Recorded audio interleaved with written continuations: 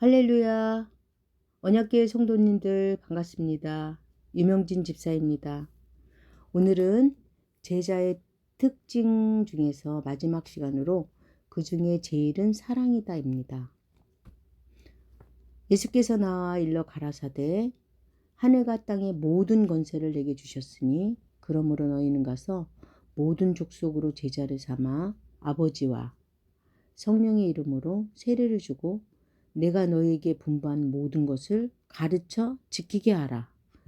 볼지어다 내가 세상 끝날 때까지 언약교회 성도들과 함께 있으리라 하시니라. 아멘.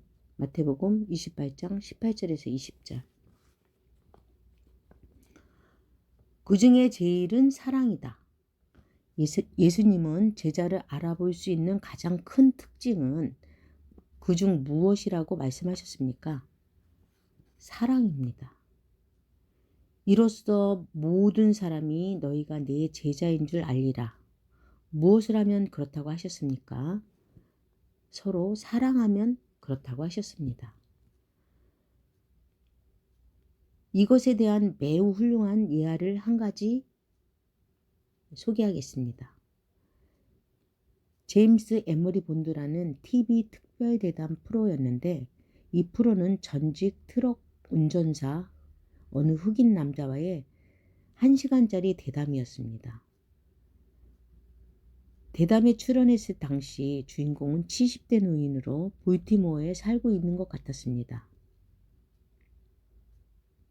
어느 날 밤 그는 그 도시의 몇몇 유지들을 비롯하여 시장, 경찰서장, 그 밖에 몇 명의 시민들이 출연하는 TV 공개 토론회 프로를 시청하게 되었습니다.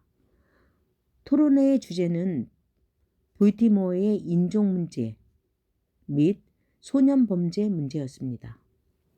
그는 그 프로를 보고 마음이 크게 움직였습니다. 이튿날 그는 텔레비전 방송국으로 갔습니다. 그 토론을 보고 도저히 가만히 있을 수 없어 아무 직원이나 붙잡고 이야기를 해주고 싶었습니다. 그는 자신이 그 문제와 해답을 알고 있으나 누구에게도 이 이야기를 해줘야 할지를 모르겠다고 말했습니다. 방송국 측에서는 재치도 있게도 그와 대담을 했을 뿐만 아니라 녹화까지 했습니다. 앞에서 내가 말한 프로는 바로 이 백발의 노신사와의 대담 내용이었습니다. 그는 대담 중 그가 어린 시절을 보냈던 볼티모어의 외곽지대에서 있었던 일을 이야기했습니다. 그 당시 그는 등굣길에 백인 아이들로부터 돌팔매질을 당하곤 했다고 합니다. 그때부터 그는 백인들을 미워하기 시작했습니다. 청년이 되자 그는 트럭 운전사로서 직업 전선에 뛰어들었습니다. 어느 날 아침 우유 배달차가 지나가는 것을 보고 매일 아침 출근하기 전에 우유를 마시면 좋겠다는 생각이 들었습니다. 하루는 지나가는 우유 배달부를 불러 세우고는 우유 한 병씩만 배달해달라고 부탁을 했습니다. 그러나 백인인 우유 배달부는 안 돼. 난 깜둥이들한테는 배달을 절대 안 해. 말하면서 거절하는 것이었습니다. 그래서 말이지요. 그는 다음 말을 이었습니다. 나는 우유회사에 전화를 걸어 흑인들에게는 우유를 배달해 주지 않는다는 말이 참말이냐고 물었습니다. 전화를 받은 직원은 그럴 리가 있겠냐고 하면서 흑인에게는 물론 배달해 드리고 있으니 염려 마십시오. 당신이 말한 그 친구에게는 앞으로 배달을 하라고 즉시 지시하겠습니다 하더군요. 그때부터 매일 아침 우유 한 병씩 배달되어 왔습니다. 그런데 몇 주일이 지났는데도 청구서가 오지 않더군요. 난 우유값을 꼭 지불하려고 했습니다. 그래서 우유를 배달하는 그 친구를 불러 세우고는 그랬죠. 우유 값을 지불해야겠으니 청구서를 좀 보내주시오. 그 친구는 난 깜둥이한테는 돈을 받지 않아 하더군요. 그래서 어쨌든 지불해야겠으니 받아주시오 라고 했습니다. 그는 정 그렇다면 그럼 내가 시키는 대로 하시오. 울타리에 돈을 올려놓게나 하더군요. 난 그 친구를 좀 놀려주고 싶어서 이렇게 말했습니다. 당신 손에 직접 쥐어드리기 전에는 도저히 마음이 놓이질 않을 것 같소이다. 그는 웃기고 있네. 울타리 기둥위에다 놓아 하더군요. 난 줬소. 하고는 그 돈을 울타리 기둥위에 올려놓았습니다. 그 배달부가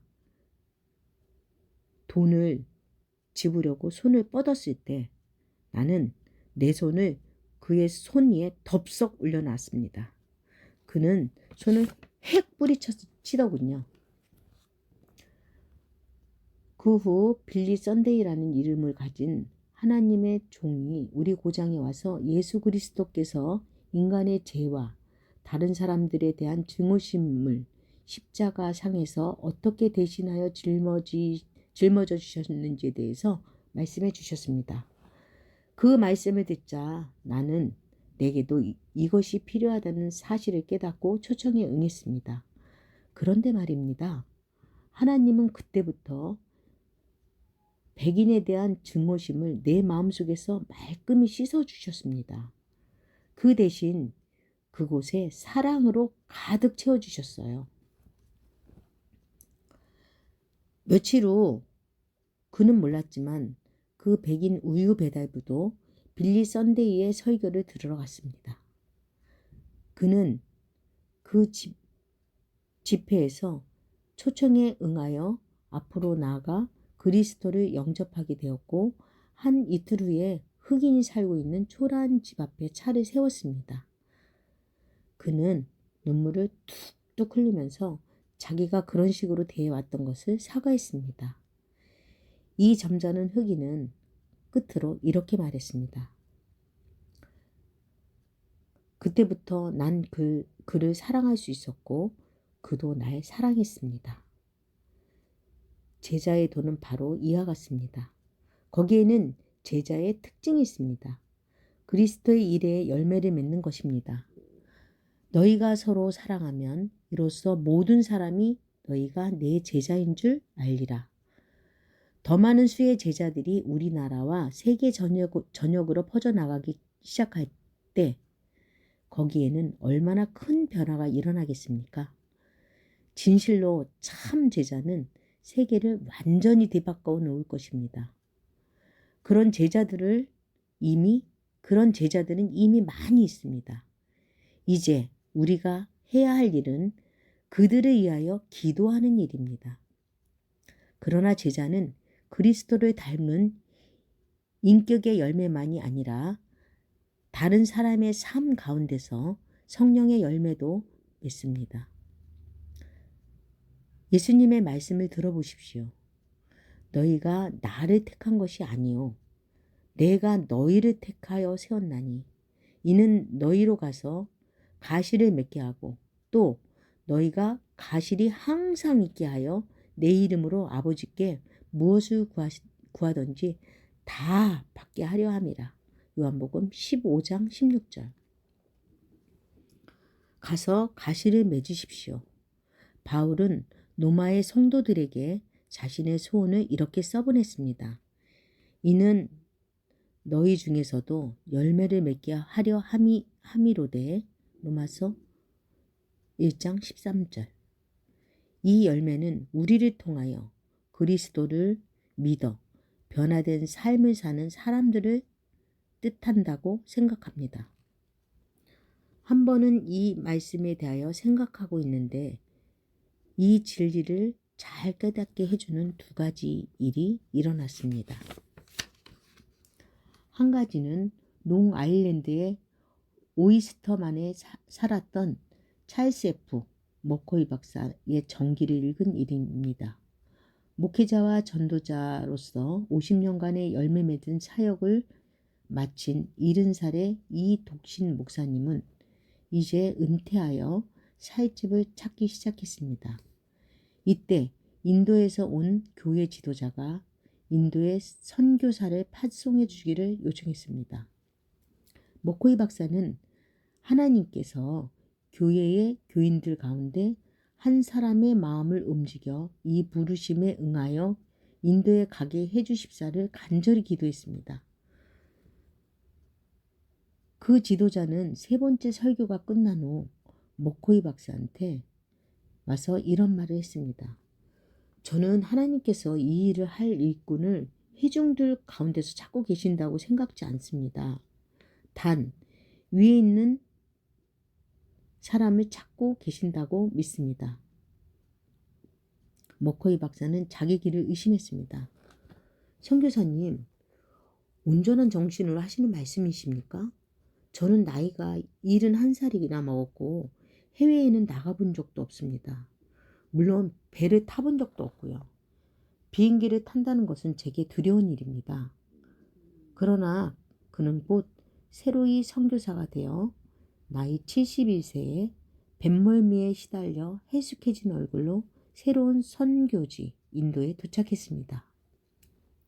머코이 박사는 15년 후 이 세상을 떠났습니다. 71세 때부터 86세가 될 때까지 그는 9번 내지 10번이나 전 세계를 돌면서 인도와 홍콩에서 아편굴과 죄로 물든 지역에서 사람들에게 그리스도를 전파했습니다. 비록 나이는 연로했지만 그는 참 제자였습니다. 그 기사를 읽고 내가 크게 놀라지 않을 수 없었던 한 이유는 마침 그때 나는 시편 92편 14절을 읽고 있었기 때문입니다. 늙어도 결실하면 진액이 풍족하고 빛이 청정하여 생이 끝나갈 무렵에도 당신은 열매 맺는 삶을 살 수 있습니다. 같은 주간에 우리는 곧 내비게이터 선교의 간사가 될 티트 라딘이라는 젊은 청년이 버지니아 주에서 자동차 충돌 사고를 당했다는 소식을 들었습니다. 티드 라딘은 버지니아 공학대학 출신으로 나이는 23살밖에 되지 않은 청년이었습니다. 그는 그 자리에서 숨을 거두었습니다. 한 친구의 편지에 의하면 티드는 대학에 재학 중일 때 25명에서 30명을 그리스도께로 인도했는데 그중 5명은 헌신되고 훈련을 받아 그리스도를 위하여 언제든지 기꺼이 목숨을 바칠 각오가 되어 있는 능력 있는 십자가의 군병이 되었다고 합니다. 머코이 박사가 늙기까지 제자로 따른 노인이었습니다. 반면에 티드 라디는 생애 초기에 제자가 되었던 청년이었습니다. 사실 제자가 되기에 지금보다 더 좋은 시기는 없습니다. 그러나 우리의 마음 깊은 곳, 즉 하나님과의 진정한 만남이 이루어지는 곳에서 우리는 하나님의 은혜와 성령의 도움으로 말미암아 예수 그리스도의 진정한 제자로 따를 결심을 해야 합니다. 스스로 질문해 보십시오. 나는 진정한 제자인가? 나는 기꺼이 자신을 드러내놓고 예수 그리스도와 동일시하고 있는가? 나는 매일의 삶 가운데서 그리스도의 말씀에 순종하고자 노력하고 있는가? 나는 그리스도의 인격을 닮아가고 다른 사람들에게 영향을 줌으로써 그리스도의 일에 열매를 맺고 있는가? 나는 제자가 되고 싶습니다. 나의 삶 가운데서 그러한 제자의 특징을 갖고 싶습니다. 더 나아가서 내가 하고 싶은 일은 오직 제자를 삼고 그들도 또 다른 사람들을 제자로 삼을 수 있도록 돕는 것입니다. 이것이 바로 예수님이 원하시는 일입니다. 나는 제자가 되고 싶습니다.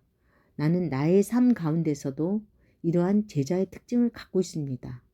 나는 나아가서 내가 하고 싶은 일을 오직 제자를 삼고 그들도 또 다른 사람들을 제자로 삼을 수 있도록 돕는 것입니다. 그것이 바로 예수님이 원하는 일입니다. 나는 제자가 되고 싶습니다. 나의 삶 가운데서 이러한 제자들의 특징을 갖고 싶습니다. 더 나아가서 내가 하고 싶은 일은 오직 제자를 삼고 그들이 또 다른 사람들을 제자 삼을 수 있도록 돕는 것입니다. 그것이 바로 예수님이 원하는 일입니다. 그러므로 너희는 가서 모든 족속을 제자로 삼으라. 아멘. 오늘까지 제자의 특징을 모두 마쳤습니다. 언약교회 성도님들, 오늘도 승리하는 날 되셔요.